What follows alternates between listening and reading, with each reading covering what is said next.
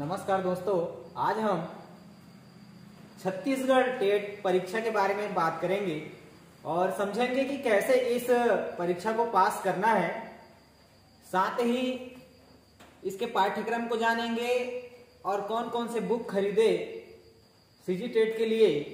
अगर आप 4 से 5 बार भी फेल हो गए हो तो भी हम आपको इस बार बिल्कुल पास करा ही देंगे, ऐसा उम्मीद है। देखो दोस्तों, सीजी टेट का सबसे पहले हमें पाठ्यक्रम पता होना चाहिए कि क्या होता है। सीजी टेट अभी आने वाले महीने में होने वाला है, तो सीजी टेट परीक्षा का जो मुख्य है पेपर 1 के बारे में चर्चा करते हैं। पेपर 1 में क्या पूछा जाता है? पेपर वन का सिलेबस क्या होता है ये देख लीजिए। पहले पेपर 1 का सिलेबस होता है जिसमें कुल 5 खंड होते हैं। दोस्तों, इसमें सबसे पहले होता है बाल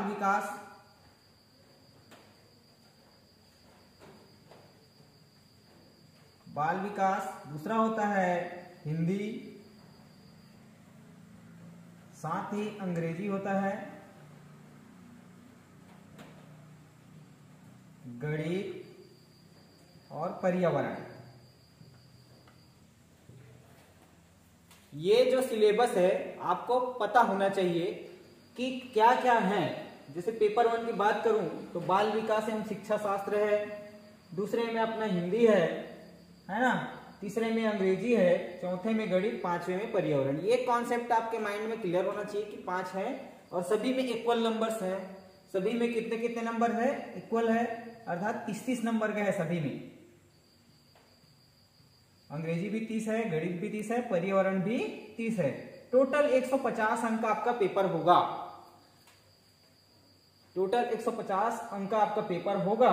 तो इसमें से लगभग आपको, अब जनरल कैटेगरी वाले हैं तो आपको इसमें से 90 लाना होगा, या फिर आप ओबीसी या एसटी हैं तो आपको 75 नंबर लाना होगा। 90 या 75 नंबर।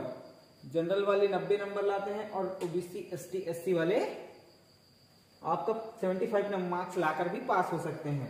तो देखो दोस्तों, मैं आपको बताना चाहूंगा कि मैं खुद कम से कम 5 या 4 बार, 5 से अधिक बार भी मैं पास हूं, क्योंकि अगर सी टेट को मिला दिया जाए, सी टेट का एग्जाम मैंने 3 बार दिया है, 3 बार मैं पेपर 1 में पास हूं। साथ ही छत्तीसगढ़ टेट का भी परीक्षा मैंने दिया है और सीजी टेट में भी लगभग 3 बार मैं पास हूं। तो टोटल 6 बार मैं जो टेट परीक्षा है उसको पास कर चुका हूं। ठीक है दोस्तों, तो किस ट्रिक के साथ मैं पढ़ता था उसको आपको बताऊंगा। मैं लास्ट में अपना जो मार्कशीट है उसका स्क्रीनशॉट भी आपको दिखा दूंगा कि कैसे कैसे इसमें मैंने नंबर मिला था। मेरे को लगभग 90 प्लस ही नंबर है मेरे छत्तीसगढ़ टेट और सी टेट दोनों में।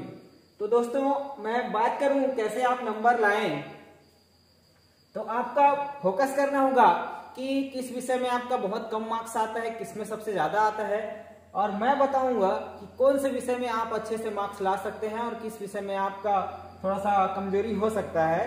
तो दोस्तों, हमारा जो मेन है बाल विकास में आप 30 नंबर का है, तो ये बहुत अच्छा इसमें का यूनिट है जो आप इसमें 30 में से 30 नंबर भी ला सकते हैं। अगर अच्छे से पढ़ेंगे, समझेंगे, तो कॉन्सेप्ट अगर क्लियर है तो 30 में से 30 आ सकता है।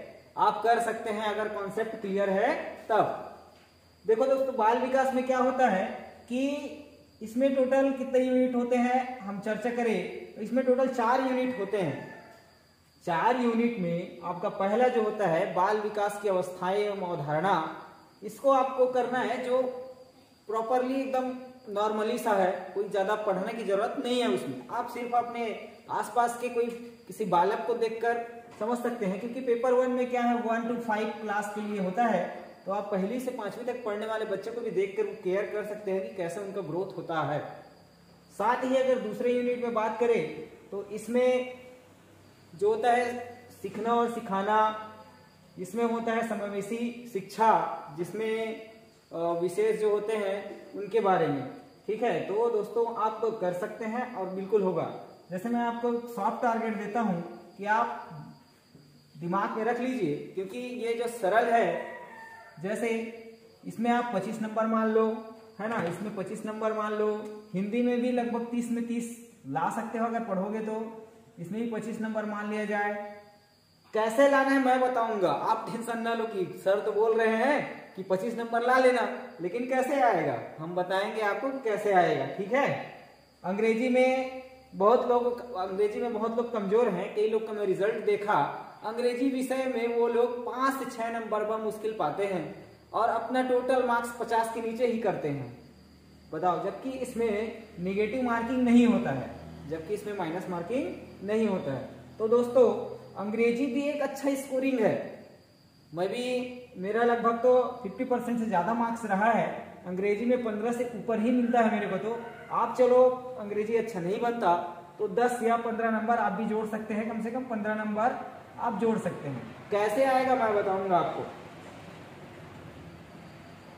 दोस्तों तीसरा जो पार्ट होता है गणित का, ये भी बोला जाए तो स्कोरिंग पार्ट है, लेकिन अमूमन हम जो स्टूडेंट्स हैं वो पहले से डर जाते हैं कि गणित तो बनता ही नहीं है मेरे से, अंग्रेजी बनता ही नहीं है मेरे से। ऐसा नहीं सोचना है मित्रों, जो है ना आपको पढ़ना तो आपको है, पास आपको होना है, और इस बार का टेट परीक्षा ऐसा है कि आपका आजीवन वैध रहेगा, आजीवन वैध रहेगा, है ना, आपको फिर दोबारा टेट परीक्षा दिलाने की आवश्यकता नहीं है।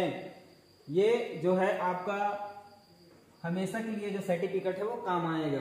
तो इस बार की परीक्षा में आप अपना बेस्ट दीजिए और इस परीक्षा को पास करिए किसी भी हाल में, है ना। तो कैसे करेंगे वो मैं आपको धीरे धीरे बताऊंगा कि कैसे इस परीक्षा को पास करें। मैं सॉफ्ट टारगेट एक बना रहा हूं, उसके बाद इसको पढ़ना कैसे है, इंप्रूवाइज कैसे करना है, ये भी मैं आपको बताऊंगा। गणित में क्या होता है कि 30 नंबर का एग्जाम होता है, इसमें भी जो पहला यूनिट या दूसरा यूनिट होता है, पहला यूनिट तो गणित की प्रकृति पर आधारित है कि गणित होता क्या है, गणित पढ़ते क्यों है, ये तो एक सामान्य सा प्रश्न बनता है इसमें से। इसी का दूसरा जो यूनिट होता है ये 3 भागों में बटा है। इसका जो पहला यूनिट है उसमें क्या बताया गया है कि गणित की प्रकृति क्या है, दूसरा में गणित सीखते कैसे हैं, जो मॉडल है गणित के मॉडल उसके बारे में चर्चा किया गया है, उसके बारे में भी आप इजिली सीख सकते हैं। तीसरा जो है दार्शनिक प्रणाली, जिसमें संख्याओं का जोड़ना घटाना, या फिर आप समझ सकते हैं कि क्या क्या है। इसमें मैं बता देना चाहता हूं, इसमें है संख्याएं हैं, भिन्न है, एलसीएम एचसीएम है ना, लाभ हानि प्रतिशत, समय दूरी चाल, ये सभी है। दोस्तों घबराने की बिल्कुल ही जरूरत नहीं है, आप बिल्कुल इस परीक्षा को पास कर लेंगे। आप बस समझते जाइए और जो मैं बता रहा हूं उसको समझिए, और मैं और आगे भी आपको समझाता ही रहूंगा। तो इसमें हम अच्छा स्कोर कर सकते हैं। मैथ्स का बहुत अच्छा विषय है, जिसमें आपको इसमें एक बार कंफ्यूजन हो सकता है उत्तर के लिए, लेकिन गणित में कभी कंफ्यूजन नहीं होगा। अगर आप हल करना जानते हैं तो डायरेक्ट ऑप्शन से ही उत्तर इसमें मिल जाता है। बस आपको मेहनत तो थोड़ा सा करना है, कैसे करना है वो भी बताऊंगा मैं। पर्यावरण विषय में क्या है कि इसमें 8 यूनिट या 9 यूनिट है, तो कुछ यूनिट ऐसे भी हैं जो आपको बहुत अच्छा स्कोरिंग दे सकते हैं। इसमें आप मान लिया जाए गणित में भी 15 नंबर ला लेते हैं तो भी अच्छा है। औसत नंबर बता रहा हूं भाई, अच्छा पढ़ोगे तो 30 नंबर भी आ सकता है, उसमें कोई बात नहीं है। अगर हम 5वें विषय की बात करें पर्यावरण में क्या होता है कि इसमें 9 यूनिट है टोटल। तो आप यूनिट वाइज देखेंगे तो पता चलता है कि पहले यूनिट में क्या है, पर्यावरण क्यों पढ़ाते हैं, पर्यावरण की प्रकृति क्या है, अपने परिवार के बारे में बच्चा क्या सोचता है, जो बाहरी वातावरण है बच्चा क्या सोचता है उसके बारे में है। तो कॉन्सेप्ट क्लियर रखोगे तो पर्यावरण का हर एक प्रश्न बनेगा। 30 में से 30 ला सकते हैं, लेकिन 30 में से 30 नहीं लाना है, आपको सिर्फ पासिंग मार्क लाना है। तो उस हिसाब से आपको पढ़ना है। तो देखो दोस्तों क्या होता है कि पर्यावरण भी एक अच्छा स्कोरिंग मार्क आता है, लेकिन अक्सर देखा जाता है जब रिजल्ट आता है तब देखने को मिलता है कि पर्यावरण विषय जैसे में 10 नंबर लाते हैं बच्चे, जो बहुत ही ठीक नहीं है। तो पर्यावरण जैसे विषय में भी आपको स्कोर करना ही है। कम से कम इसमें 20 नंबर आपको टारगेट करना है। मैं अपना भी स्कोर बता देता हूं।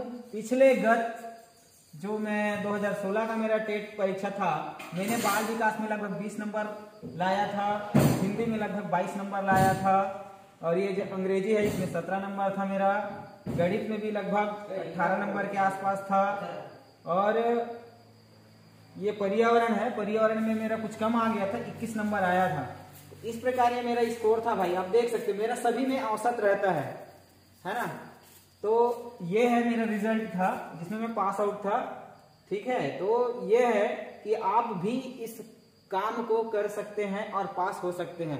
दोस्तों अभी भी समय है, आपके पास 15 से 20 दिन का समय है। अगर आप एक साफ टारगेट लेके चलते हैं, अगर साफ टारगेट लेकर चलते हैं तो बिल्कुल ही मैं बोल सकता हूं कि आप पास होंगे ही, 100% गारंटी है। दोस्तों अगर वीडियो अच्छा लगा हो तो इसको लाइक और चैनल को सब्सक्राइब करना, ताकि मैं ये जो बताया हूं उसके बारे में अंदर से आपको और बता सकूं, हर एक पार्ट के बारे में बता सकूं। धन्यवाद।